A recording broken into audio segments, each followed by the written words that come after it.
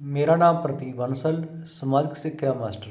ਕਈ ਵਿਦਿਆਰਥੀਆਂ ਦੇ ਮੈਨੂੰ ਲਗਾਤਾਰ ਫੋਨ 'ਤੇ ਮੈਸੇਜ ਆ ਰਹੇ ਸਨ ਕਿ ਇਤਿਹਾਸ ਦਾ ਕੰਮ 6ਵੀਂ ਕਲਾਸ ਤੋਂ ਸ਼ੁਰੂ ਕੀਤਾ ਜਾਵੇ ਅਤੇ 6ਵੀਂ ਕਲਾਸ ਦੀ ਜੋ ਕਲਾਸ 6 ਦੀ ਬੁੱਕ ਹੈ ਅਤੇ ਉਸ ਦੇ ਅਨੁਸਾਰ ਹੀ ਕਰਵਾਇਆ ਜਾਵੇ ਅਤੇ ਪਹਿਲਾਂ ਪਾਠ ਪੜ੍ਹਾਇਆ ਜਾਵੇ ਅਤੇ ਉਸ ਤੋਂ ਬਾਅਦ ਉਸ ਪਾਠ ਦੇ ਵਿੱਚੋਂ ਜਿਹੜੇ ਕੁਐਸਚਨ ਬਣਦੇ ਹਨ ਉਹ ਕਰਵਾਏ ਜਾਣ।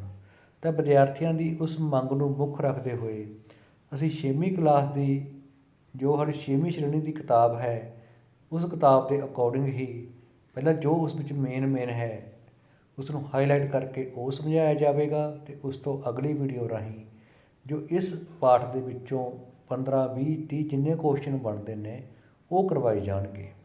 ਤਾਂ ਅੱਜ ਅਸੀਂ ਪ੍ਰਾਚੀਨ ਇਤਿਹਾਸ ਦਾ ਅਧਿਐਨ ਸਰੋਤ ਪਾਠ ਨੰਬਰ 8 ਬਾਰੇ ਪੜ੍ਹਾਂਗੇ। ਪਿਛਲੇ ਭਾਗ ਵਿੱਚ ਅਸੀਂ ਪ੍ਰਿਥਵੀ ਅਤੇ ਗ੍ਰਹਿਆਂ ਦੇ ਵਿਭਿੰਨ ਭੂਗੋਲਿਕ ਪੱਖਾਂ ਬਾਰੇ ਪੜ੍ਹਿਆ। ਇਹ ਜਾਣਿਆ ਕਿ ਉਹਨਾਂ ਬਾਰੇ ਜਾਣਕਾਰੀ ਪ੍ਰਾਪਤ ਕਰਨਾ ਸਾਡੇ ਲਈ ਕਿਉਂ ਜ਼ਰੂਰੀ ਹੈ। ਇਸ ਭਾਗ ਵਿੱਚ ਅਸੀਂ ਪ੍ਰਾਚੀਨ ਕਾਲ ਦੇ ਇਤਿਹਾਸ ਦਾ ਅਧਿਐਨ ਕਰਾਂਗੇ। ਜੋ ਕਲਾਸ 6 ਦਾ ਇਤਿਹਾਸ ਹੈ ਉਹ ਪ੍ਰਾਚੀਨ ਕਾਲ ਦਾ ਇਤਿਹਾਸ ਹੈ। ਜੋ 7ਵੀਂ ਕਲਾਸ ਦਾ ਇਤਿਹਾਸ ਹੈ ਉਹ ਮੱਧਕਾਲ ਦਾ ਇਤਿਹਾਸ ਹੈ ਅਤੇ ਜੋ 8ਵੀਂ ਕਲਾਸ ਦਾ ਇਤਿਹਾਸ ਹੈ ਉਹ ਆਧੁਨਿਕ ਕਾਲ ਦਾ ਇਤਿਹਾਸ ਹੈ। ਤਾਂ 6ਵੀਂ ਕਲਾਸ ਦੇ ਅਨੁਸਾਰ ਅਸੀਂ ਜੋ ਇਸ ਭਾਗ ਵਿੱਚ ਅਸੀਂ ਪ੍ਰਾਚੀਨ ਕਾਲ ਦੇ ਇਤਿਹਾਸ ਦਾ ਅਧਿਐਨ ਕਰਾਂਗੇ। ਇਤਿਹਾਸ ਕੀ ਹੈ? ਇਤਿਹਾਸ ਅਤੀਤ ਦਾ ਅਧਿਐਨ ਹੈ। ਇਤਿਹਾਸ ਅਤੀਤ ਦਾ ਅਧਿਐਨ ਹੈ। ਇਹ ਸਾਨੂੰ ਦੱਸਦਾ ਹੈ ਕਿ ਸ਼ੁਰੂ ਵਿੱਚ ਮਨੁੱਖ ਕਿਵੇਂ ਰਹਿੰਦਾ ਸੀ ਅਤੇ ਕਿਵੇਂ ਸਮੇਂ ਦੇ ਨਾਲ ਨਾਲ ਸਭਿਅਤਾਵਾਂ ਦਾ ਵਿਕਾਸ ਹੋਇਆ। ਪਰ ਸ਼ਾਇਦ ਤੁਸੀਂ ਇਹ ਜਾਣਨਾ ਚਾਹੋਗੇ ਜੋ ਬੀਤ ਚੁੱਕਿਆ ਹੈ ਉਸ ਦਾ ਅਧਿਐਨ ਕਿਉਂ ਕੀਤਾ ਜਾਵੇ। ਸ਼ਾਇਦ ਤੁਸੀਂ ਇਹ ਵੀ ਸੋਚੋਗੇ ਕਿ ਇਹ ਫਜ਼ੂਲ ਅਤੇ ਨਿਰਾਅਰਥਕ, ਇਸ ਦਾ ਕੋਈ ਅਰਥ ਨਹੀਂ ਰਹਿ ਜਾਂਦਾ, ਪਰੰਤੂ ਅਜਿਹਾ ਨਹੀਂ ਹੈ। ਇਹ ਠੀਕ ਕਿਹਾ ਗਿਆ ਹੈ ਕਿ ਇਤਿਹਾਸ ਚੰਗੇ ਭਵਿੱਖ ਲਈ ਅਤੀਤ ਦਾ ਅਧਿਐਨ ਹੈ।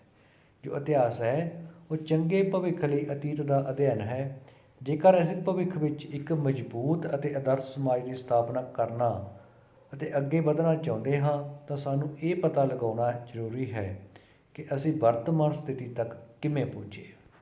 ਤਾਂ ਜੇਕਰ ਅਸੀਂ ਇਸ ਗੱਲ ਨੂੰ ਦੇਖੀਏ, ਜੋ ਇਤਿਹਾਸ ਹੈ ਉਹ ਅਤੀਤ ਭਾਵ ਭੂਤਕਾਲ, ਜੋ ਬੀਤ ਚੁੱਕਿਆ ਉਸ ਦਾ ਅਧਿਐਨ ਹੈ।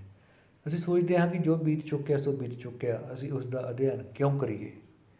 ਕਿਉਂਕਿ ਜੇ ਅਸੀਂ ਜ਼ਿੰਦਗੀ ਦੇ ਵਿੱਚ ਸਫਲ ਹੋਣਾ ਹੈ, ਜ਼ਿੰਦਗੀ ਦੇ ਵਿੱਚ ਅਸੀਂ ਨੇ ਅੱਗੇ ਵਧਣਾ ਹੈ, ਤਾਂ ਅਸੀਂ ਜੋ ਭੂਤਕਾਲ ਦੇ ਵਿੱਚ ਗਲਤੀਆਂ ਕਰਦੇ ਹਾਂ, ਜੋ ਗਲਤ ਕਈ ਵਾਰ ਫੈਸਲੇ ਲੈ ਜਾਂਦੇ ਹਾਂ, ਜੇ ਅਸੀਂ ਉਹਨਾਂ ਨੂੰ ਧਿਆਨ ਦੇ ਵਿੱਚ ਨਹੀਂ ਰੱਖਾਂਗੇ ਤਾਂ ਅਸੀਂ ਅੱਗੇ ਵੀ ਉਹੀ ਗਲਤੀਆਂ ਕਰਦੇ ਜਾਵਾਂਗੇ।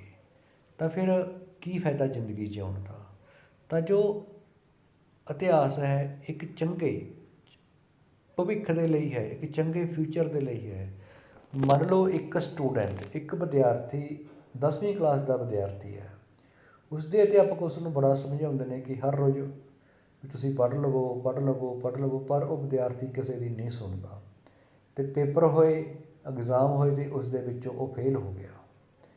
ਅਤੇ ਫੇਲ ਹੋਣ ਤੋਂ ਬਾਅਦ ਉਸਨੇ ਦੁਬਾਰਾ ਦਾਖਲਾ ਭਰਿਆ ਅਤੇ ਦੁਬਾਰਾ ਦਾਖਲਾ ਭਰਨ ਤੋਂ ਬਾਅਦ ਉਹ ਵਿਦਿਆਰਥੀ ਇੰਨਾ ਜ਼ਿਆਦਾ ਪੜ੍ਹਨ ਲੱਗਿਆ ਅਤੇ ਹਰ ਵਾਰ ਜਦੋਂ ਵੀ ਉਸਦੇ ਨੰਬਰ ਘੱਟ ਆਉਂਦੇ ਤਾਂ ਉਸਦੇ ਦਿਲ ਦੇ ਵਿੱਚ ਇੱਕ ਹੀ ਗੱਲ ਬੈਠ ਜਾਂਦੀ ਹੈ ਕਿ ਜਿਹੜੀ ਗਲਤੀ ਮੈਂ ਪਿਛਲੇ ਸਾਲ ਕੀਤੀ, ਮੈਂ ਪਿਛਲੇ ਸਾਲ ਕੀ ਗਲਤੀ ਕੀਤੀ ਕਿ ਮੈਂ ਪੜ੍ਹਿਆ ਨਹੀਂ, ਮੈਂ ਆਪਣੇ ਅਧਿਆਪਕਾਂ ਦੀ ਗੱਲ ਨਹੀਂ ਮੰਨੀ।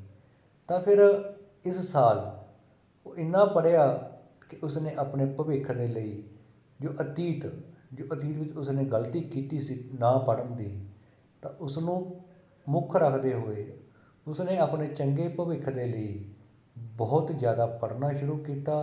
ਅਤੇ ਜਦੋਂ ਅਗਲੇ ਸਾਲ ਪੇਪਰ ਹੋਏ ਅਤੇ ਪੇਪਰਾਂ ਦਾ ਰਿਜ਼ਲਟ ਆਇਆ ਤਾਂ ਉਹ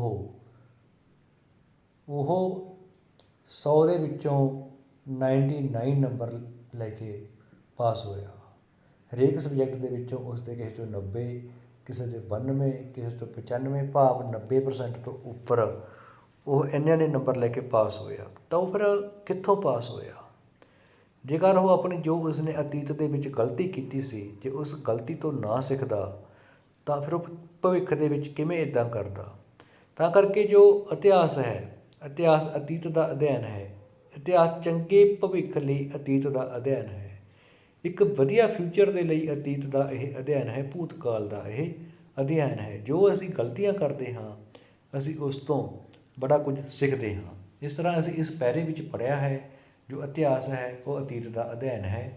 ਇਹ ਸਾਨੂੰ ਦੱਸਦਾ ਹੈ ਕਿ ਸ਼ੁਰੂ ਵਿੱਚ ਮਨੁੱਖ ਕਿਵੇਂ ਰਹਿੰਦਾ ਸੀ ਅਤੇ ਕਿਵੇਂ ਸਮੇਂ ਦੇ ਨਾਲ ਨਾਲ ਸਭਿਤਾਵਾਂ ਦਾ ਵਿਕਾਸ ਹੋਇਆ। ਪਰ ਸ਼ਾਇਦ ਤੁਸੀਂ ਇਹ ਜਾਣਨਾ ਚਾਹੋਗੇ ਵੀ ਜੋ ਬੀਤ ਚੁੱਕਿਆ ਅਸੀਂ ਉਸ ਦਾ ਅਧਿਐਨ ਕਿਉਂ ਕੀਤਾ ਜਾਵੇ। ਅਸੀਂ ਸਮਝ ਗਏ, ਅਸੀਂ ਸਵੇਰੇ 10 ਵਜੇ ਉੱਠਦੇ ਹਾਂ ਅਤੇ 10 ਵਜੇ ਉੱਠ ਕੇ ਸਾਡੇ ਸਾਰੇ ਕੰਮ ਰਹਿ ਜਾਂਦੇ ਨੇ, ਅਸੀਂ ਕੋਈ ਕੰਮ ਟਾਈਮ 'ਤੇ ਨਹੀਂ ਕਰ ਸਕਦੇ। ਤਾਂ ਫਿਰ ਦੂਜੇ ਦਿਨ ਅਸੀਂ ਕੀ ਕਰਦੇ ਹਾਂ, ਅਸੀਂ ਸੋਚਦੇ ਹਾਂ ਯਾਰ ਕੱਲ੍ਹ ਮੈਂ 10 ਵਜੇ ਉੱਠਿਆ ਸੀ ਅਤੇ ਮੇਰੇ ਸਾਰੇ ਕੰਮ ਰਹਿ ਗਏ ਸੀ ਅਤੇ ਮੇਰੇ ਘਰ ਮੰਮੀ ਡੈਡੀ ਤੋਂ ਕੁੱਟ ਪਈ ਸੀ। ਮੰਮੀ ਡੈਡੀ ਨੇ ਮੈਨੂੰ ਕੁੱਟਿਆ ਸੀ ਵੀ ਤੂੰ ਇੰਨੀ ਲੇਟ ਉੱਠਿਆ ਅਤੇ ਨਾ ਤੂੰ ਪੜ੍ਹਿਆ ਨਾ ਤੇ ਰੋਟੀ ਖਾਧੀ। ਤਾਂ ਅਸੀਂ ਅਗਲੇ ਦਿਨ ਉਸ ਗਲਤੀ ਨੂੰ ਮੁੱਖ ਰੱਖਦੇ ਹੋਏ, ਉਸ ਅਤੀਤ ਦੀ ਗਲਤੀ ਨੂੰ ਮੁੱਖ ਰੱਖਦੇ ਹੋਏ ਤਾਂ ਅਗਲੇ ਦਿਨ ਚਾਹੇ ਤਾਂ ਅਸੀਂ ਅਲਾਰਮ ਲਾ ਦਈਏ ਜਾਂ ਕੁਝ ਵੀ ਕਰੀਏ, ਅਸੀਂ ਸਵੇਰੇ 7 ਵਜੇ 8 ਵਜੇ ਉੱਠਣ ਦੀ ਕੋਸ਼ਿਸ਼ ਕਰਾਂਗੇ ਤਾਂ ਜੋ ਸਾਡੇ ਜੋ ਕੱਲ੍ਹ ਛਿੱਤਰ ਪਏ ਸਨ ਉਹ ਅੱਜ ਨਾ ਪੈਣ।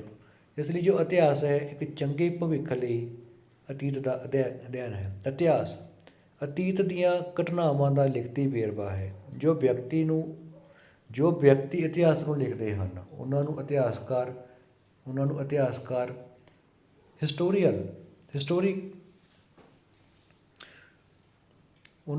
ਇਤਿਹਾਸਕਾਰ ਕਿਹਾ ਜਾਂਦਾ ਹੈ, ਹਿਸਟੋਰੀਅਨ ਕਿਹਾ ਜਾਂਦਾ ਹੈ। ਇਤਿਹਾਸ ਸ਼ਬਦ ਹੈ ਕਿੱਥੋਂ ਆਇਆ? ਇਹ ਯੂਨਾਨੀ ਭਾਸ਼ਾ ਦੇ ਸ਼ਬਦ ਹਿਸਟੋਰੀਆ ਤੋਂ ਬਣਿਆ ਹੈ। ਜੋ ਇਤਿਹਾਸ ਸ਼ਬਦ ਹੈ ਇਹ ਯੂਨਾਨੀ ਭਾਸ਼ਾ ਦੇ ਸ਼ਬਦ ਹਿਸਟੋਰੀਆ ਤੋਂ ਬਣਿਆ ਹੈ। ਇਸ ਦਾ ਅਰਥ ਹੈ ਭੂਤਕਾਲ ਦਾ ਗਿਆਨ। ਕੀ ਅਰਥ ਹੈ ਇਸ ਦਾ? ਭੂਤਕਾਲ ਦਾ ਗਿਆਨ। ਇਤਿਹਾਸਕਾਰ ਕੇਵਲ ਘਟਨਾਵਾਂ ਦੀ ਵਿਆਖਿਆ ਹੀ ਨਹੀਂ ਕਰਦੇ, ਭਾਵ ਇੱਦਾਂ ਨਹੀਂ ਵੀ ਪੜ੍ਹੀ ਜਾਂਦੇ ਨੇ ਆਹ ਲਿਖਿਆ ਆਹ ਲਿਖਿਆ ਆਹ ਲਿਖਿਆ, ਇਕੱਲੀ ਵਿਆਖਿਆ ਹੀ ਨਹੀਂ ਕਰਦੇ ਸਗੋਂ ਇਹਨਾਂ ਦੇ ਵਾਪਰਨ ਦਾ ਕਾਰਨ ਵੀ ਦੱਸਦੇ ਹਨ। ਜਿਵੇਂ ਅਸੀਂ ਅੱਗੇ ਪੜ੍ਹਾਂਗੇ ਸਿੰਧ ਘਾਟੀ ਸੱਭਿਅਤਾ, ਤਾਂ ਇਕੱਲੀ ਉਹਦੀ ਵਿਆਖਿਆ ਨਹੀਂ ਕਰਦੇ ਵੀ ਇਹ ਲੋਕ ਆਹ ਕਰਦੇ ਸਨ ਆਹ ਕਰਦੇ ਸਨ, ਇਹ ਵੀ ਦੱਸਿਆ ਵੀ ਇਹ ਸਿੰਧ ਘਾਟੀ ਸੱਭਿਅਤਾ ਦੀ ਕਿਵੇਂ ਪ੍ਰਫੁੱਲਿਤ ਹੋਈ ਅਤੇ ਕਿਵੇਂ ਇਸ ਦਾ ਖਾਤਮਾ ਹੋਇਆ, ਕਿਵੇਂ ਇਸ ਦਾ ਐਂਡ ਹੋਇਆ, ਇਸ ਦੇ ਕਾਰਨ ਵੀ ਦੱਸਦੇ ਹਨ। ਹੈਰੋਡੋਟਸ ਜਿਸ ਨੇ ਸਭ ਤੋਂ ਪਹਿਲਾਂ ਇਤਿਹਾਸ ਲਿਖਿਆ ਨੂੰ ਇਤਿਹਾਸ ਦਾ ਪਿਤਾਮਾ, ਫਾਦਰ ਆਫ ਹਿਸਟਰੀ ਕਿਹਾ ਜਾਂਦਾ। ਇਹ ਤੁਸੀਂ ਚੰਗੀ ਤਰ੍ਹਾਂ ਯਾਦ ਕਰ ਲਿਓ। ਜੋ ਹੈਰੋਡੋਟਸ ਹੈ ਜੋ ਇੱਕ ਯੂਨਾਨੀ ਵਿਦਵਾਨ ਸੀ, ਉਸਨੇ ਸਭ ਤੋਂ ਪਹਿਲਾਂ ਇਤਿਹਾਸ ਲਿਖਿਆ ਸੀ, ਉਸ ਨੂੰ ਇਤਿਹਾਸ ਦਾ ਪਿਤਾਮਾ ਕਿਹਾ ਜਾਂਦਾ ਹੈ। ਇਸ ਤਰ੍ਹਾਂ ਅਸੀਂ ਇੱਕ ਪੈਰਾਗ੍ਰਾਫ ਪੜ੍ਹ ਲਿਆ ਅਤੇ ਮੈਨੂੰ ਲੱਗਦਾ ਹੈ ਚੰਗੀ ਤਰ੍ਹਾਂ ਸਮਝ ਆ ਜਾਏਗਾ ਤੁਹਾਨੂੰ। ਜੇਕਰ ਅਸੀਂ ਭਵਿੱਖ ਵਿੱਚ ਇੱਕ ਮਜ਼ਬੂਤ ਅਤੇ ਆਦਰਸ਼ ਸਮਾਜ ਦੀ ਸਥਾਪਨਾ ਕਰਨਾ ਅਤੇ ਅੱਗੇ ਵਧਣਾ ਚਾਹੁੰਦੇ ਹਾਂ ਤਾਂ ਸਾਨੂੰ ਇਹ ਪਤਾ ਲਗਾਉਣਾ ਜ਼ਰੂਰੀ ਹੈ ਕਿ ਅਸੀਂ ਵਰਤਮਾਨ ਸਥਿਤੀ ਤੱਕ ਕਿਵੇਂ ਪੁੱਜੇ। ਮੰਨ ਲਓ ਵੀ ਮੈਂ ਅੱਜ ਇੱਕ ਅਧਿਆਪਕ ਹਾਂ ਅਤੇ ਅੱਜ 31 ਜੁਲਾਈ ਨੂੰ ਮੈਨੂੰ ਭਰਤੀ ਹੋਏ ਨੂੰ 2 ਸਾਲ ਹੋ ਗਏ ਅਤੇ ਇਹਨਾਂ 2 ਸਾਲਾਂ ਦੇ ਵਿੱਚ ਜੋ ਮੈਂ ਪਹਿਲਾਂ ਕੋਈ ਪੜ੍ਹਾਉਣ ਦੇ ਵਿੱਚ ਗਲਤੀ ਕੀਤੀ ਜਾਂ ਕੋਈ ਹੋਰ ਗਲਤੀ ਕੀਤੀ ਤਾਂ ਅੱਜ ਬੈਠ ਕੇ ਮੈਂ ਸੋਚਿਆ ਅਤੇ ਜੋ ਮੇਰਾ ਅਤੀਤ ਸੀ ਮੈਂ ਉਸਨੂੰ ਅੱਜ ਆਪਣੇ ਸਾਹਮਣੇ ਰੱਖਿਆ, ਅੱਖਾਂ ਦੇ ਸਾਹਮਣੇ ਲਿਆਂਦਾ ਸਾਰਿਆਂ ਨੂੰ ਬੈਠ ਕੇ। ਫਿਰ ਮੈਂ ਸੋਚਿਆ ਕਿ ਮੈਂ ਆਹ ਗਲਤੀਆਂ ਕੀਤੀਆਂ ਤਾਂ ਭਵਿੱਖ ਦੇ ਵਿੱਚ ਮੈਂ ਕੋਸ਼ਿਸ਼ ਕਰਾਂਗਾ ਮੈਂ ਉਹ ਗਲਤੀਆਂ ਨਾ ਕਰਾਂ। ਤਾਂ ਪੂਰਵ ਇਤਿਹਾਸ ਅਤੇ ਇਤਿਹਾਸ ਮਨੁੱਖੀ ਜੀਵਨ ਦੇ ਲੰਬੇ ਕਾਲ ਨੂੰ 2 ਕਾਲਾਂ ਵਿੱਚ ਪੂਰਵ ਇਤਿਹਾਸ ਪ੍ਰੀ ਹਿਸਟਰੀ, ਇਤਿਹਾਸ ਹਿਸਟਰੀ। ਪੂਰਵ ਕਾਲ ਜਿਸ ਕਾਲ ਦਾ ਸਾਡੇ ਕੋਲ ਕੋਈ ਲਿਖਤੀ ਵੇਰਵਾ ਨਹੀਂ ਹੈ ਉਸ ਨੂੰ ਪੂਰਵ ਇਤਿਹਾਸ ਪ੍ਰੀ ਹਿਸਟਰੀ ਭਾਵ ਜਿਸ ਦਾ ਸਾਡੇ ਕੋਲ ਕੋਈ ਵੀ ਹੈਵ ਨੋ ਰਿਟਨ ਰਿਕਾਰਡ, ਸਾਡੇ ਕੋਲ ਕੋਈ ਵੀ ਲਿਖਤੀ ਵੇਰਵਾ ਨਹੀਂ, ਨਾ ਕੋਈ ਗ੍ਰੰਥ ਆ ਨਾ ਕੁਝ ਹੋਰ ਆ। ਪਰ ਸਾਡੇ ਲਈ ਵੀ ਕਿੱਥੋਂ ਉਹਦੇ ਸਾਧਨ ਨੇ ਸਰ, ਜਿਵੇਂ ਪੁਰਾਤਨ ਪੱਥਰ ਯੁੱਗ ਦੀਆਂ ਗੁਫਾਵਾਂ ਦੇ ਚਿੱਤਰ, ਉਹਦੇ ਹੱਡੀਆਂ ਦੇ ਹਥਿਆਰ, ਪੱਥਰ ਦੇ ਹਥਿਆਰ, ਫਿਰ ਮੱਧ ਪੱਥਰ ਯੁੱਗ, ਫਿਰ ਨਵਾਂ ਪੱਥਰ ਯੁੱਗ, ਇਹਨਾਂ ਸਾਰਿਆਂ ਦਾ ਸਾਡੇ ਕੋਲ ਕੋਈ ਲਿਖਤੀ ਵੇਰਵਾ ਨਹੀਂ ਹੈ। ਸਿਰਫ ਇੱਥੋਂ ਇੱਕ ਸਾਧਨ ਮਿਲਦੇ ਨੇ ਜੋ ਮਨੁੱਖ ਭੁੱਲ ਕੇ ਛੱਡ ਜਾਂਦਾ ਜਾਂ ਜਾਣੇ ਅਣਜਾਣੇ ਵਿੱਚ। ਤਾਂ ਪੂਰਵ ਇਤਿਹਾਸ ਜਿਸ ਕਾਲ ਦਾ ਸਾਡੇ ਕੋਲ ਕੋਈ ਲਿਖਤੀ ਵੇਰਵਾ ਨਹੀਂ ਹੈ ਉਸ ਨੂੰ ਪੂਰਵ ਇਤਿਹਾਸ ਕਿਹਾ ਜਾਂਦਾ ਹੈ। ਇਤਿਹਾਸ ਜਿਸ ਕਾਲ ਦਾ ਸਾਡੇ ਕੋਲ ਲਿਖਤੀ ਵੇਰਵਾ ਹੈ ਉਸ ਨੂੰ ਇਤਿਹਾਸ ਕਿਹਾ ਜਾਂਦਾ ਹੈ। ਜਿਸ ਦਾ ਸਾਡੇ ਕੋਲ ਰਿਟਨ ਰਿਕਾਰਡ ਹੈ, ਜਿਵੇਂ ਗ੍ਰੰਥ ਆ ਜਾਂਦਾ, ਬ੍ਰਾਹਮਣ ਆ ਜਾਂਦਾ, ਸੂਤਰ ਆ ਜਾਂਦੇ ਨੇ, ਮਹਾਂਕਾਵ ਆ ਜਾਂਦੇ ਨੇ, ਤਾਂ ਸਾਰੇ ਲਿਖਤੀ ਸਬੂਤ ਨੇ ਤਾਂ ਇਸ ਨੂੰ ਇਤਿਹਾਸ ਕਿਹਾ ਜਾਂਦਾ ਹੈ। ਇਤਿਹਾਸ ਦੇ ਲਿਖਤੀ ਵੇਰਵੇ ਤੋਂ ਮਿਤੀਆਂ, ਲੋਕਾਂ ਦੇ ਨਾਂ ਅਤੇ ਸਥਾਨਾਂ ਬਾਰੇ ਜਾਣਕਾਰੀ ਮਿਲਦੀ ਹੈ। ਜੋ ਇਤਿਹਾਸ ਦੇ ਲਿਖਤੀ ਵੇਰਵੇ ਸਾਨੂੰ ਉੱਥੋਂ ਕਿਹੜੀ ਮਿੱਟੀ ਹੋਈ, ਲੋਕਾਂ ਦੇ ਕੀ ਨਾਂ ਸਨ, ਸਥਾਨ ਕਿਹੜੇ ਕਿਹੜੇ ਸਨ, ਜਿਵੇਂ ਗੰਗਾ ਦੀ ਘਾਟੀ, ਸਿੰਧ ਘਾਟੀ ਸੱਭਿਅਤਾ ਅਤੇ ਪਾਕਿਸਤਾਨ, ਭਾਰਤ, ਸਾਰਾ ਕੁਝ ਪਤਾ ਲੱਗ ਜਾਂਦਾ। ਸ਼ੁਰੂ ਵਿੱਚ ਮਨੁੱਖ, ਕੁਐਸਚਨ ਹੈ ਤੁਹਾਨੂੰ, ਸ਼ੁਰੂ ਵਿੱਚ ਮਨੁੱਖ ਕਿੱਥੇ ਰਹਿੰਦਾ ਸੀ? ਸ਼ੁਰੂ ਵਿੱਚ ਮਨੁੱਖ ਜਾਨਵਰਾਂ ਦੀ ਤਰ੍ਹਾਂ ਰਹਿੰਦਾ ਸੀ, ਗੁਫਾਵਾਂ ਦੇ ਵਿੱਚ, ਅਤੇ ਜੋ ਕੁਝ ਵੀ ਕੁਦਰਤੀ ਤੌਰ 'ਤੇ ਰੁੱਖ ਤੋਂ ਪ੍ਰਾਪਤ ਹੁੰਦਾ ਸੀ ਜਾਂ ਜਾਨਵਰਾਂ ਨੂੰ ਮਾਰ ਕੇ ਕੱਚਾ ਮਾਸ ਖਾ ਲੈਂਦਾ। ਜੇਕਰ ਤੁਹਾਨੂੰ ਕੁਐਸਚਨ ਆ ਜੇ ਕਿ ਸ਼ੁਰੂ ਵਿੱਚ ਮਨੁੱਖ ਕਿੱਥੇ ਰਹਿੰਦਾ ਸੀ? ਗੁਫਾਵਾਂ ਦੇ ਵਿੱਚ, ਸਟੋਨ ਕੇਵਸ ਦੇ ਵਿੱਚ ਰਹਿੰਦਾ ਸੀ, ਅਤੇ ਜੋ ਕੁਝ ਵੀ ਜੋ ਉਸ ਨੈਚੁਰਲ ਪ੍ਰੋਡਕਟਸ ਮਿਲਦੇ ਹਨ, ਕੋਈ ਫਲ ਮਿਲ ਗਏ, ਕੋਈ ਕੰਦ ਮੂਲ ਮਿਲ ਗਏ, ਅਤੇ ਜਾਨਵਰਾਂ ਨੂੰ ਮਾਰ ਕੇ ਕੱਚਾ ਮਾਸ ਖਾ ਲੈਂਦਾ ਸੀ, ਕਿਉਂਕਿ ਉਸ ਨੂੰ ਅਜੇ ਅੱਗ ਬਾਰੇ ਕੋਈ ਜਾਣਕਾਰੀ ਨਹੀਂ ਸੀ। ਹੌਲੀ ਹੌਲੀ ਉਸਨੇ ਘਰ ਬਣਾਉਣਾ, ਖੇਤੀ ਕਰਕੇ ਅੰਨ ਪੈਦਾ ਕਰਨਾ, ਅੱਗ ਬਾਲਣਾ ਅਤੇ ਭੋਜਨ ਪਕਾਉਣਾ, ਆਵਾਜਾਈ ਲਈ ਵੀ ਵਾਹਨ ਦਾ ਪ੍ਰਯੋਗ ਕਰਨਾ, ਅਤੇ ਬਹੁਤ ਸਾਰੀਆਂ ਅਜਿਹੀਆਂ ਚੀਜ਼ਾਂ ਜਿਹੜੀਆਂ ਅਸੀਂ ਆਪਣੇ ਆਸ ਪਾਸ ਦੇਖਦੇ ਹਾਂ ਬਾਰੇ ਜਾਣਕਾਰੀ ਪ੍ਰਾਪਤ ਕੀਤੀ। ਦੇਖੋ, ਕਈ ਵਾਰੀ ਕੀ ਹੁੰਦਾ ਗਾ, ਸਾਡੇ ਆਲੇ ਦੁਆਲੇ ਕੋਈ ਦਰਖਤ ਲੱਗਿਆ ਹੋਇਆ ਨਿੰਮ ਦਾ, ਤਾਂ ਅਸੀਂ ਹਰ ਰੋਜ਼ ਉਸ ਦੇ ਕੋਲ ਦੀ ਲੰਘਦੇ ਹਾਂ, ਕਦੇ ਅਸੀਂ ਧਿਆਨ ਨਹੀਂ ਦਿੱਤਾ ਕਿ ਇਹ ਨਿੰਮ ਦਾ ਦਰਖਤ ਹੈ, ਇਸ ਦੇ ਨੀਚੇ ਬੈਠ ਕੇ ਸਾਨੂੰ ਬੜੀ ਵਧੀਆ ਹਵਾ ਲੱਗਦੀ ਹੈ, ਇਸ ਦੀ ਛਾਂ ਬੜੀ ਹੈ, ਅਸੀਂ ਕੋਈ ਧਿਆਨ ਨਹੀਂ ਦਿੰਦੇ। ਤਾਂ ਕੀ ਹੋਇਆ, ਸਾਡੇ ਇਲਾਕੇ ਦੀ ਲਾਈਟ ਖਰਾਬ ਹੋ ਗਈ, ਬਿਜਲੀ ਖਰਾਬ ਹੋ ਗਈ 1 ਹਫ਼ਤੇ ਵਾਸਤੇ, ਉਧਰੋਂ ਗਰਮੀ ਵੀ ਪੂਰੀ ਜ਼ਿਆਦਾ ਪੈ ਰਹੀ ਆ। ਤਾਂ ਫਿਰ ਅਸੀਂ ਕੀ ਕਰਦੇ ਹਾਂ, ਲੋੜ ਕਾਢ ਦੀ ਮਾਂ ਹੈ, ਤਾਂ ਅਸੀਂ ਦੇਖਿਆ ਯਾਰ ਵੀ ਘਰੇ ਤਾਂ ਸਾਨੂੰ ਬੜੀ ਗਰਮੀ ਲੱਗਦੀ ਹੈ, ਤਾਂ ਅਸੀਂ ਉਸ ਨਿੰਮ ਥੱਲੇ ਜਾ ਕੇ ਦੇਖਿਆ, ਅਤੇ ਸਾਨੂੰ ਛਾਂ ਲੱਗੀ, ਧੁੱਪ ਨਾ ਲੱਗੀ, ਅਤੇ ਠੰਡੀ ਠੰਡੀ ਹਵਾ ਉੱਤੇ ਸਾਨੂੰ ਲੱਗੀ ਵੀ ਨਿੰਮ ਦੇ ਥੱਲੇ ਥੋੜ੍ਹੀ ਥੋੜ੍ਹੀ ਹਵਾ ਆਉਂਦੀ ਹੈ। ਤਾਂ ਅਸੀਂ ਜਿੰਨੇ ਦਿਨ ਲਾਈਟ ਨਹੀਂ ਆਈ, ਉਨੇ ਦਿਨ ਅਸੀਂ ਨਿੰਮ ਦੇ ਹੇਠਾਂ ਜਾਂਦੇ ਰਹੇ ਅਤੇ ਆਪਣਾ ਦੁਪਹਿਰਾ ਕੱਟਦੇ ਰਹੇ। ਤਾਂ ਇਹ ਜਿਹੜੀਆਂ ਚੀਜ਼ਾਂ ਅਸੀਂ ਆਪਣੇ ਆਸ ਪਾਸ ਵੇਖਦੇ ਹਾਂ ਬਾਰੇ ਜਾਣਕਾਰੀ ਪ੍ਰਾਪਤ ਕਰ ਲਈ। ਲੋੜ ਦੇ ਅਨੁਸਾਰ ਸਾਰਾ ਕੁਝ ਕਰ ਲੈਂਦਾ ਮਨੁੱਖ ਨੂੰ ਵਰਤਮਾਨ ਅਵਸਥਾ ਤੱਕ ਪਹੁੰਚਣ ਲਈ ਕਈ ਲੱਖਾਂ ਸਾਲ ਲੱਗੇ। ਜੇਕਰ ਤੁਹਾਨੂੰ ਕੁਐਸਚਨ ਆ ਜੇ ਵੀ ਮਨੁੱਖ ਵਰਤਮਾਨ ਅਵਸਥਾ ਵਿੱਚ ਕਿੰਨੇ ਸਮੇਂ ਵਿੱਚ ਪਹੁੰਚਿਆ, ਤਾਂ ਉਸ ਨੂੰ ਕਈ ਲੱਖਾਂ ਸਾਲ ਲੱਗੇ। ਮਨੁੱਖ ਦੇ ਵਿਕਾਸ ਦੀ ਕਹਾਣੀ ਰੌਚਕ ਹੀ ਨਹੀਂ ਸਗੋਂ ਗਿਆਨ ਵਿੱਚ ਵਾਧਾ ਕਰਨ ਵਾਲੀ ਹੈ। ਤਾਂ ਪ੍ਰਾਚੀਨ ਕਾਲ ਵਿੱਚ ਮਨੁੱਖ ਕਿੱਥੇ ਰਹਿੰਦਾ ਸੀ? ਗੁਫਾਵਾਂ ਦੇ ਵਿੱਚ ਰਹਿੰਦਾ ਸੀ। ਦੂਜਾ ਪ੍ਰਸ਼ਨ ਸ਼ਾਇਦ ਤੁਸੀਂ ਇਹ ਪੁੱਛੋਗੇ ਕਿ ਜਿਹੜੀਆਂ ਘਟਨਾਵਾਂ ਹਜ਼ਾਰਾਂ ਸਾਲ ਪਹਿਲਾਂ ਵਾਪਰੀਆਂ ਉਹਨਾਂ ਬਾਰੇ ਅਸੀਂ ਕਿਵੇਂ ਜਾਣਦੇ ਹਾਂ? ਜਾਣਬੁੱਝ ਕੇ ਜਾਂ ਅਣਜਾਣੇ ਵਿੱਚ ਮਨੁੱਖ ਕਈ ਅਜਿਹੇ ਤੱਥ ਆਪਣੇ ਪਿੱਛੇ ਛੱਡ ਜਾਂਦਾ ਹੈ ਜਿਸ ਤੋਂ ਸਾਨੂੰ ਮਨੁੱਖ ਦੀ ਕਹਾਣੀ ਜਾਣਨ ਵਿੱਚ ਸਹਾਇਤਾ ਮਿਲਦੀ ਹੈ। ਦੇਖੋ, ਅਸੀਂ ਕਈ ਵਾਰੀ ਅਸੀਂ ਕਈ ਮਿੱਤਰ ਇਕੱਠੇ ਹੁੰਦੇ ਹਾਂ ਅਤੇ ਅਸੀਂ ਕੁਝ ਨਾ ਕੁਝ ਖਾਣ ਨੂੰ ਲੈ ਆਉਂਦੇ ਹਾਂ। ਮੰਨ ਲਓ ਸਮੋਸੇ ਲੈ ਆਏ, ਅਸੀਂ 15-20 ਮਿੱਤਰ ਬੈਠੇ ਹਾਂ ਅਤੇ 15-20 ਹੀ ਸਮੋਸੇ ਲੈ ਆਏ। ਤਾਂ ਸਾਡੀ ਕੋਈ ਬੜੀ ਚੰਦਰੀ ਆਦਤ ਆ, ਬੜੀ ਮਾੜੀ ਆਦਤ ਆ ਕਿ ਅਸੀਂ ਜਿੱਥੇ ਖਾ ਪੀ ਲਿਆ ਅਸੀਂ ਉੱਥੇ ਹੀ ਉਹ ਲਿਫਾਫਾ ਜੋ ਕਚਰਾ ਹੁੰਦਾ ਹੈ ਸੁੱਟ ਦਿੰਦੇ ਹਾਂ। 15-20 ਫਰੈਂਡ ਬੈਠੇ ਸੀ, ਖਾ ਪੀ ਕੇ ਅਸੀਂ ਜੋ ਸਮੋਸਿਆਂ ਦਾ ਜੋ ਬਚਿਆ ਖੁਚਿਆ ਸੀ ਅਸੀਂ ਉੱਥੇ ਹੀ ਸੁੱਟ ਆਏ। ਤਾਂ ਉਸ ਤੋਂ ਬਾਅਦ ਕੋਈ ਵਿਅਕਤੀ ਆਇਆ ਤਾਂ ਉਸਨੂੰ ਕੀ ਪਤਾ ਲੱਗੂਗਾ ਵੀ ਇੱਥੇ ਪਹਿਲਾਂ 15-20 ਮੁੰਡੇ ਬੈਠੇ ਸਨ, ਉਹਨਾਂ ਨੇ ਖਾਧਾ ਪੀਤਾ ਹੋਣਾ, ਅਤੇ ਜਦੋਂ ਲਿਫਾਫਾ ਖੋਲ੍ਹ ਕੇ ਦੇਖੂਗਾ ਤਾਂ ਪਤਾ ਲੱਗੂ ਕਿ ਉਹਨਾਂ ਨੇ ਸਮੋਸੇ ਖਾਧੇ ਸੀ। ਤਾਂ ਜਾਣਬੁੱਝ ਕੇ ਵੀ ਜਾਂ ਅਣਜਾਣੇ ਵਿੱਚ ਮਨੁੱਖ ਕਈ ਅਜਿਹੇ ਤੱਥ ਆਪਣੇ ਪਿੱਛੇ ਛੱਡ ਜਾਂਦਾ ਹੈ ਜਿਨ੍ਹਾਂ ਤੋਂ ਸਾਨੂੰ ਮਨੁੱਖ ਦੀ ਕਹਾਣੀ ਜਾਣਨ ਵਿੱਚ ਸਹਾਇਤਾ ਮਿਲਦੀ ਹੈ। ਇਹਨਾਂ ਨੂੰ ਇਤਿਹਾਸ ਦੇ ਸਰੋਤ ਕਿਹਾ ਜਾਂਦਾ ਹੈ, ਇਹਨਾਂ ਨੂੰ ਸੋਰਸਿਸ ਆਫ ਹਿਸਟਰੀ ਕਿਹਾ ਜਾਂਦਾ, ਹਿਸਟੋਰੀਕਲ ਸੋਰਸਿਸ ਕਿਹਾ ਜਾਂਦਾ। ਉਦਾਹਰਨ ਵਜੋਂ ਸਾਡੇ ਆਲੇ ਦੁਆਲੇ ਦੀਆਂ ਵਸਤਾਂ, ਘਟਨਾਵਾਂ, ਮਹੱਤਵਪੂਰਨ ਲੋਕ, ਖੋਜਾਂ ਅਤੇ ਵਿਗਿਆਨ ਦੇ ਬਾਰੇ ਅਨੇਕਾਂ ਪੁਸਤਕਾਂ ਲਿਖੀਆਂ ਗਈਆਂ। ਇਹਨਾਂ ਤੋਂ ਇਲਾਵਾ ਬਹੁਤ ਸਾਰੀਆਂ ਪ੍ਰਾਚੀਨ ਵਸਤਾਂ, ਚੀਜ਼ਾਂ ਜਿਵੇਂ ਔਜ਼ਾਰ, ਮਿੱਟੀ ਦੇ ਭਾਂਡੇ, ਪੱਥਰ ਦੇ ਔਜ਼ਾਰ, ਲੱਕੜੀ ਦੀਆਂ ਹੱਡੀਆਂ, ਬੜੀਆਂ ਵਸਤਾਂ ਮਿਲੀਆਂ। ਖੰਡਰ ਕੀ ਹੁੰਦਾ ਗਾ? ਕੋਈ ਇਮਾਰਤ ਹੈ ਜੋ ਪਹਿਲਾਂ ਕਿਸੇ ਉਦੇਸ਼ ਦੇ ਲਈ ਵਰਤੀ ਜਾਂਦੀ ਸੀ, ਪਰ ਹੌਲੀ ਹੌਲੀ ਉਸ ਦੀ ਵਰਤੋਂ ਕਰਨੀ ਬੰਦ ਕਰ ਦਿੰਦੇ ਨੇ, ਤਾਂ ਉਹ ਖੰਡਰ ਬਣ ਕੇ ਬੇਕਾਰ ਇੱਕ ਫਾਲਤੂ ਇਮਾਰਤ ਬਣ ਕੇ ਰਹਿ ਜਾਂਦੀ ਹੈ। ਖੰਡਰ ਆਦਿ ਪ੍ਰਾਚੀਨ ਕਾਲ ਬਾਰੇ ਜਾਣਕਾਰੀ ਪ੍ਰਾਪਤ ਕਰਨ ਵਿੱਚ ਸਾਡੀ ਸਹਾਇਤਾ ਕਰਦੇ ਹਨ। ਪੁਸਤਕਾਂ, ਸਾਹਿਤਕ ਸਰੋਤ ਅਤੇ ਪ੍ਰਾਚੀਨ ਖੰਡਰ, ਵਸਤਾਂ ਆਦਿ ਪੁਰਾਤੱਤਵ ਆਰਚੀਓਲੋਜੀਕਲ ਸੋਰਸਿਸ ਬਣ ਜਾਂਦੇ ਨੇ। ਤਾਂ ਦੋ ਤਰ੍ਹਾਂ ਦੇ ਕਿਸੇ ਵੀ ਇਤਿਹਾਸ ਦੇ ਜਾਣਨ ਬਾਰੇ ਸਾਡੇ ਕੋਲ 2 ਤਰ੍ਹਾਂ ਦੇ ਸਰੋਤ ਹੁੰਦੇ ਨੇ। ਇੱਕ ਹੁੰਦੇ ਨੇ ਕਿ ਸਾਹਿਤਕ ਲਿਟਰੇਰੀ ਸੋਰਸਿਸ, ਇੱਕ ਹੁੰਦੇ ਨੇ ਪੁਰਾਤੱਤਵ। ਸਾਹਿਤਕ 'ਚ ਸਾਡਾ ਸਾਹਿਤਕ 'ਚ ਕੀ ਆਉਂਦਾ, ਸਾਡਾ ਲਿਟਰੇਰੀ 'ਚ ਕੀ ਆਉਂਦਾ, ਸਾਹਿਤ। ਉਸ ਦੇ ਵਿੱਚ ਸਾਡੇ ਜੋ ਗ੍ਰੰਥ ਲਿਖੇ ਗਏ, ਬ੍ਰਾਹਮਣ ਲਿਖੇ ਗਏ, ਸੂਤਰ ਲਿਖੇ ਗਏ, ਮਹਾਭਾਰਤ ਲਿਖੀ ਗਈ, ਇਹ ਸਾਰਾ ਕੁਝ ਆ ਜਾਂਦਾ ਹੈ। ਅਤੇ ਪੁਰਾਤੱਤਵ 'ਚ ਪੁਰਾ ਤੱਤ, ਤੱਤ ਭਾਵ ਸਾਨੂੰ ਉਸ ਦੇ ਕੋਈ ਨਾ ਕੋਈ ਤੱਤ ਮਿਲਦੇ ਨੇ, ਕੋਈ ਖੰਡਰ ਮਿਲ ਗਿਆ, ਕੋਈ ਸਿੱਕਾ ਮਿਲ ਗਿਆ, ਕੋਈ ਭਾਂਡਾ ਮਿਲ ਗਿਆ, ਅਤੇ ਕੋਈ ਉੱਥੋਂ ਦੇ ਕੋਈ ਔਜ਼ਾਰ ਮਿਲ ਗਏ। ਇਹ ਸਾਰੇ ਤੱਤ, ਪੁਰਾ ਤੱਤ, ਪੁਰਾਣੇ ਤੱਤ, ਪੁਰਾਣੇ ਤੱਤ, ਪੁਰਾਣੀ ਚੀਜ਼ਾਂ ਮਿਲ ਗਈਆਂ।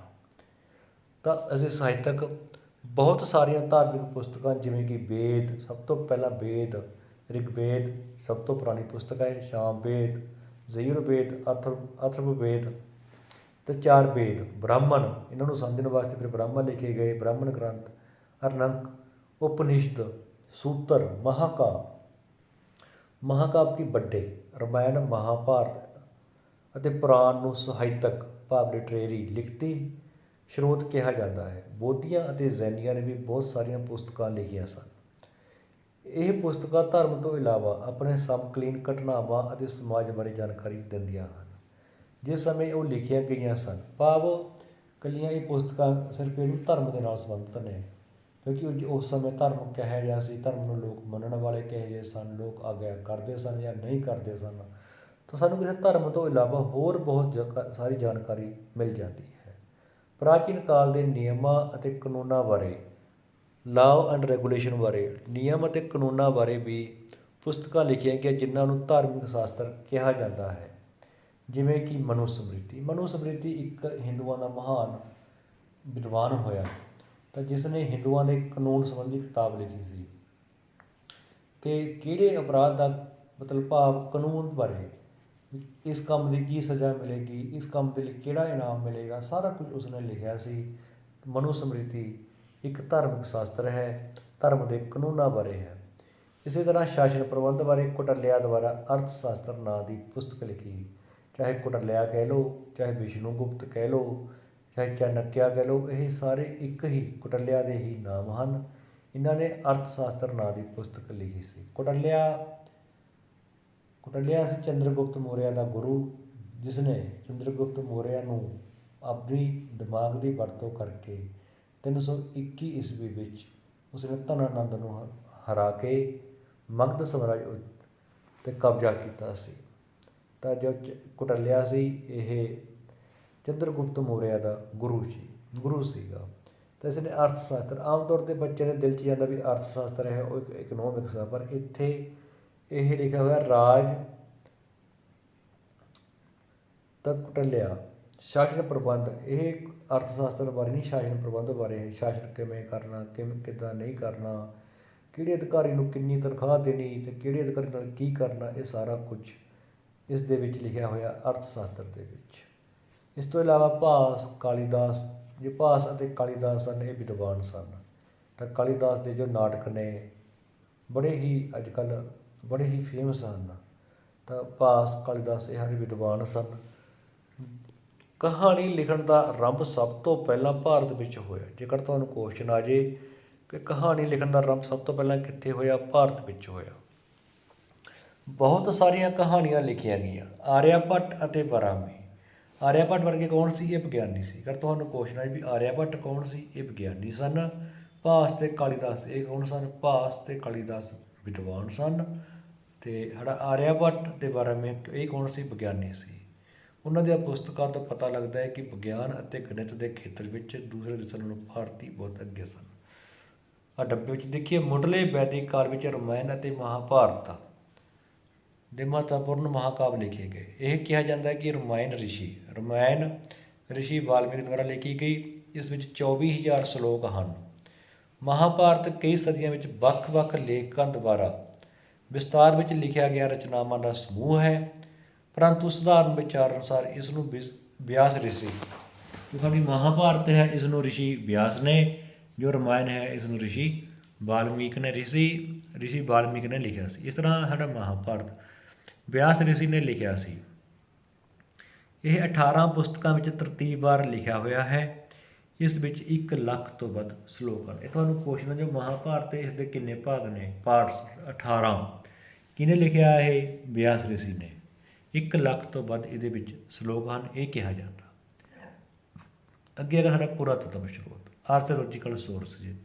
ਪੁਰਾਤੱਤਵ ਸਰੋਤਾਂ ਦੇ ਵਿੱਚ ਪੁਰਾਤਨ ਇਮਾਰਤਾਂ, ਬਰਤਨ, ਰੋਜ਼ਾਨਾ ਵਰਤੋਂ ਵਿੱਚ ਆਉਣ ਵਾਲੀਆਂ ਵਸਤਾਂ, ਸਿੱਕੇ ਅਤੇ ਪ੍ਰਾਚੀਨ ਅਭਿਲੇਖ ਸ਼ਾਮਿਲ ਹਨ। ਪੁਰਾਤੱਤਵ ਵਿਗਿਆਨੀਆਂ ਨੇ ਪ੍ਰਾਚੀਨ ਕਸਬੇ ਅਤੇ ਨਗਰਾਂ ਦੇ ਸਥਾਨਾਂ 'ਤੇ ਖੁਦਾਈ ਕਰਕੇ ਇਹਨਾਂ ਵਸਤਾਂ ਨੂੰ ਲੱਭਿਆ। ਅਗਲੇ ਅਧਿਆਇ ਵਿੱਚ ਤੁਸੀਂ ਸਿੰਧ ਘਾਟੀ ਸੱਭਿਅਤਾ ਅਤੇ ਹੋਰ ਸਭਿਅਤਾਵਾਂ ਬਾਰੇ ਅਸੀਂ ਪੜ੍ਹਾਂਗੇ। ਉੱਥੇ ਅਸੀਂ ਤੁਹਾਨੂੰ ਦੱਸਾਂਗੇ ਕਿ ਇਹਨਾਂ ਸ਼ਹਿਰਾਂ ਦੀ ਖੋਜ ਕਿਸ ਤਰ੍ਹਾਂ ਹੋਈ, ਇਹਨਾਂ ਤੋਂ ਪ੍ਰਾਚੀਨ ਇਤਿਹਾਸ ਬਾਰੇ ਕੀ ਜਾਣਕਾਰੀ ਮਿਲਦੀ ਹੈ, ਸਾਰਾ ਕੁਝ ਸਾਨੂੰ ਪਤਾ ਲੱਗੂਗਾ। ਤਾਂ ਸਭ ਤੋਂ ਪਹਿਲਾਂ ਅਸੀਂ ਕਰਦੇ ਹਾਂ ਪੁਰਾਤੱਤਵ ਵਿਗਿਆਨੀ। ਜੋ ਵਿਅਕਤੀ ਇਹਨਾਂ ਦਾ ਅਧਿਐਨ ਕਰਦਾ ਹੈ ਉਸ ਨੂੰ ਪੁਰਾਤੱਤਵ ਵਿਗਿਆਨੀ ਕਿਹਾ ਜਾਂਦਾ ਗਾ, ਆਰਚੀਓਲੋਜਿਸਟ ਕਿਹਾ ਜਾਂਦਾ। ਸਭ ਤੋਂ ਪਹਿਲਾਂ ਜਾਂਦੇ ਨੇ ਸਿੱਕੇ। ਪ੍ਰਾਚੀਨ ਕਾਲ ਵਿੱਚ ਕਲੀ, ਤਾਂਬਾ, ਕਾਂਸਾ, ਚਾਂਦੀ ਅਤੇ ਸੋਨੇ ਆਦਿ ਦੇ ਸਿੱਕੇ ਬਣਾਏ ਜਾਂਦੇ ਸਨ। ਕਈ ਵਾਰ ਪੁਰਾਣੇ ਸਿੱਕੇ ਵੀ ਲੱਭੇ ਹਨ, ਉਦਾਹਰਨ ਉਹਨਾਂ ਉੱਤੇ ਰਾਜਿਆਂ ਦੇ ਚਿੱਤਰ ਅਤੇ ਅਨੇਕ। ਤਾਂ ਸਿੱਕਿਆਂ ਦੇ ਅਧਿਐਨ ਨੂੰ ਕੀ ਕਹਿੰਦੇ ਨੇਗੇ? ਸਿੱਕਿਆਂ ਦੀ ਵਿੱਦਿਆ, ਅਤੇ ਇੰਗਲਿਸ਼ 'ਚ ਕਹਿੰਦੇ ਨੇਗੇ ਨਿਊਮਿਸਮੈਟਿਕਸ। ਕਈ ਵਾਰ ਤੁਹਾਨੂੰ ਇੰਗਲਿਸ਼ 'ਚ ਆਉਂਦਾ ਸਿੱਕਿਆਂ ਦੀ ਵਿੱਦਿਆ ਨੂੰ ਕਹਿੰਦੇ ਨੇਗੇ ਨਿਊਮਿਸਮੈਟਿਕਸ ਕਿਹਾ ਜਾਂਦਾ ਗਾ, ਅਤੇ ਪੰਜਾਬੀ 'ਚ ਸਿੱਕਿਆਂ ਦੀ ਵਿੱਦਿਆ।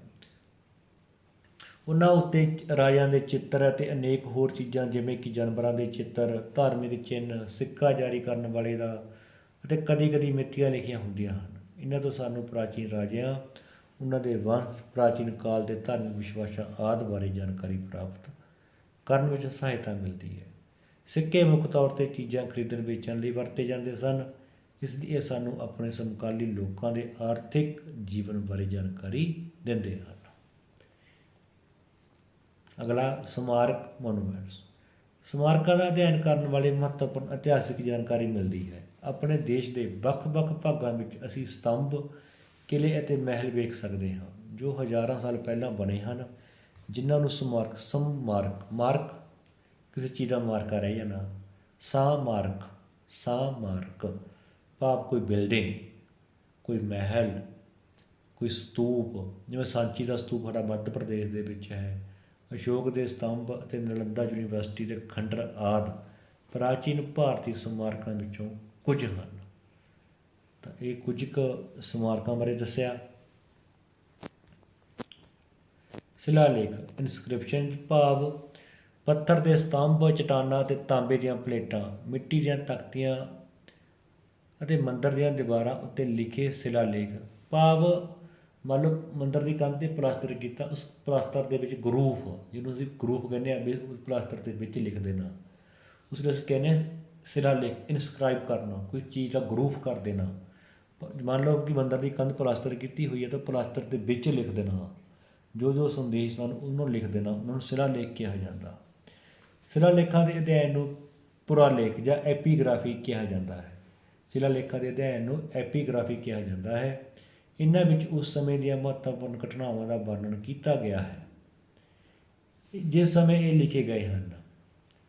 ਉਦਾਹਰਨ ਵਜੋਂ ਪ੍ਰਸਿੱਧ ਸਮਰਾਟ ਅਸ਼ੋਕ ਨੇ ਮਨੁੱਖਾਂ ਦੀ ਭਲਾਈ ਲਈ ਆਪਣਾ ਸੰਦੇਸ਼ ਚਟਾਨਾਂ ਅਤੇ ਵਿਸ਼ਾਲ ਪੱਥਰ ਦੇ ਸਤੰਭਾਂ 'ਤੇ ਖੁਦਵਾ ਕੇ ਪੂਰੇ ਦੇਸ਼ ਵਿੱਚ ਲਗਵਾ ਦਿੱਤਾ ਤਾਂ ਕਿ ਲੋਕ ਉਸ ਦੇ ਵਿਚਾਰਾਂ ਨੂੰ ਪੜ੍ਹ ਕੇ ਉਹਨਾਂ 'ਤੇ ਚੱਲ ਸਕਣ।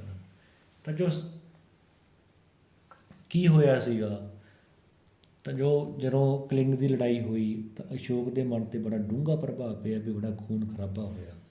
ਤਾਂ ਉਸ ਤੋਂ ਬਾਅਦ ਅਸ਼ੋਕ ਨੇ ਆਪਣੀ ਜੋ ਯੁੱਧ ਨੀਤੀ ਸੀ ਇਸ ਨੂੰ ਘਟਾ ਦਿੱਤਾ ਅਤੇ ਧਰਮ ਨੀਤੀ 'ਤੇ ਆ ਗਏ। ਅਤੇ ਭਾਵ ਸਾਰੇ ਪਾਸੇ ਇਹਨਾਂ ਨੇ ਪ੍ਰਚਾਰ ਕਰਨ ਲਈ ਅਤੇ ਕੀ ਕੀਤਾ, ਸ਼ਿਲਾਲੇਖਾਂ ਦੇ ਉੱਤੇ ਆਪਣੇ ਸੰਦੇਸ਼ ਨੂੰ ਖੁਦਵਾ ਦਿੱਤਾ ਤਾਂ ਜੋ ਵੱਧ ਤੋਂ ਵੱਧ ਲੋਕ ਇਹਨਾਂ ਨੂੰ ਪੜ੍ਹ ਸਕਣ। ਸਮੁੰਦਰਗੁਪਤ ਅਤੇ ਸਕੰਦਗੁਪਤ, ਜੋ ਗੁਪਤ ਵੰਸ਼ ਦੇ ਹੋਏ ਹਨ। ਸਮੁੰਦਰਗੁਪਤ ਅਤੇ ਸਕੰਦਗੁਪਤ ਵਰਗੇ ਅਨੇਕ ਰਾਜਿਆਂ ਨੇ ਆਪਣੀਆਂ ਪ੍ਰਾਪਤੀਆਂ ਨੂੰ ਪੱਥਰਾਂ ਦੇ ਸਤੰਭ 'ਤੇ ਖੁਦਵਾਇਆ। ਪ੍ਰਾਚੀਨ ਕਾਲ ਵਿੱਚ ਤਾਮਰ ਪੱਥਰਾਂ ਦੀ ਕਾਪਰ ਪਲੇਟਸ ਦੀ ਵਰਤੋਂ ਭੂਮੀ ਨੂੰ ਖਰੀਦਣ, ਵੇਚਣ ਅਤੇ ਭੂਮੀ ਦਾ ਦਾਨ ਕਰਨ ਲਈ ਕੀਤੀ ਜਾਂਦੀ ਸੀ। ਜੇਕਰ ਤੁਹਾਨੂੰ ਕੁਐਸਚਨ ਆ ਜੇ ਕਿ ਪ੍ਰਾਚੀਨ ਕਾਲ ਵਿੱਚ ਜੋ ਭੂਮੀ ਵੇਚੀ ਜਾਂ ਖਰੀਦੀ ਜਾਂਦੀ ਸੀ ਉਸ ਦਾ ਰਿਕਾਰਡ ਕਾਹਤੇ ਲਿਖਦੇ ਸੀ? ਤਾਮਰ ਪੱਥਰਾਂ ਦੇ ਕਾਪਰ ਪਲੇਟਸ ਦੇ ਉੱਤੇ, ਜਿਸ ਤੋਂ ਜੋ ਮਿਟਦਿਆਂ ਨਹੀਂ, ਭਾਵ ਜੋ ਗੱਲਬਾਤ ਹੋ ਗਈ ਉਸ 'ਤੇ ਬੰਦਾ ਪੱਕਾ ਰਹੇ। ਇਸ ਤੋਂ ਇਹ ਵੀ ਸਪਸ਼ਟ ਹੁੰਦਾ ਹੈ ਕਿ ਇਸ ਵਿੱਚ ਸਰਕਾਰ ਦਾ ਕੀ ਯੋਗਦਾਨ ਸੀ। ਇਹਨਾਂ ਸਾਰੇ ਸਰੋਤਾਂ ਦੇ ਇਤਿਹਾਸ ਨਾਲ ਅਸੀਂ ਪ੍ਰਾਚੀਨ ਕਾਲ ਦਾ ਸਹੀ ਚਿੱਤਰ ਪੇਸ਼ ਕਰ ਸਕਦੇ ਹਾਂ। ਤਾਂ ਜੋ ਅਸੀਂ ਪੜ੍ਹਿਆ ਵੀ ਭੂਮੀ ਮਤਲਬ ਇਹ ਰਾਜੇ ਨੇ ਭੂਮੀ ਦਾਨ ਕੀਤੀ, ਭੂਮੀ ਵੇਚੀ, ਭੂਮੀ ਖਰੀਦੀ, ਇਹ ਸਾਰਾ ਕੁਝ ਤਾਮਰ ਪੱਤਰਾਂ ਦੇ ਉੱਤੇ ਲਿਖਿਆ ਜਾਂਦਾ ਸੀ। ਉਸ ਤੋਂ ਪਹਿਲਾਂ ਤਾੜ ਦੇ ਪਾਮ ਟਰੀਜ਼ ਦੇ ਹੁੰਦੇ ਸੀ, ਫਿਰ ਤਾਮਰ ਪੱਤਰ ਆ ਗਏ, ਤਾਂ ਜੋ ਪਤਾ ਲੱਗ ਸਕੇ ਕਿਹੜੇ ਰਾਜੇ ਨੇ ਕੀ ਭੂਮੀ ਦਾਨ ਕੀਤੀ, ਕਿਹਨੇ ਖਰੀਦੀ, ਸਾਰੇ ਰਿਕਾਰਡ ਇਹ ਕੋਪਰ ਪਲਿਸ਼ ਦੇ ਉੱਤੇ ਲਿਖੇ ਜਾਂਦੇ ਸਨ। ਅਤੇ ਇਸ ਤਰ੍ਹਾਂ ਅਸੀਂ ਨੇ ਅੱਜ ਇਸ ਪਾਠ ਨੰਬਰ 8 ਦਾ ਜੋ ਵਿਦਿਆਰਥੀਆਂ ਨੇ ਮੈਨੂੰ ਕਿਹਾ ਸੀ ਅਤੇ ਉਹਨਾਂ ਨਾਲ ਕੀਤੇ ਵਾਅਦੇ ਦੇ ਅਨੁਸਾਰ ਮੈਂ ਇਸ ਪਾਠ ਦੀ ਪੂਰੀ ਵਿਆਖਿਆ ਕਰ ਦਿੱਤੀ, ਆਪਣੇ ਵੱਲੋਂ ਮੈਂ ਸਮਝਾਉਣ ਦੀ ਕੋਸ਼ਿਸ਼ ਕੀਤੀ। ਅਤੇ ਜੇਕਰ ਫਿਰ ਵੀ ਕੋਈ ਗਲਤੀ ਰਹਿ ਗਈ ਹੋਈ ਤਾਂ ਮੈਨੂੰ ਪਲੀਜ਼ ਮੇਰੇ ਨੰਬਰ 98762 98762 76777 ਤਾਂ ਮੇਰੇ ਨੰਬਰ 'ਤੇ ਮੈਨੂੰ ਪੱਕਾ ਦੱਸ ਦੇਣਾ ਵੀ ਸਰ ਇਹ ਗਲਤੀ ਆ, ਤਾਂ ਮੈਂ ਕੋਸ਼ਿਸ਼ ਕਰਾਂਗਾ ਉਸ ਨੂੰ ਹੋਰ ਸੁਧਾਰ ਸਕਾਂ। 98762 76777। ਇਸ ਤਰ੍ਹਾਂ ਸਾਡਾ ਅੱਜ ਇਹ ਇੱਕ ਪਾਠ ਪੂਰਾ ਹੋ ਗਿਆ ਅਤੇ ਕੱਲ੍ਹ ਨੂੰ ਅਸੀਂ ਇਸ ਤੋਂ ਅਗਲਾ ਪਾਠ ਕਰਾਂਗੇ।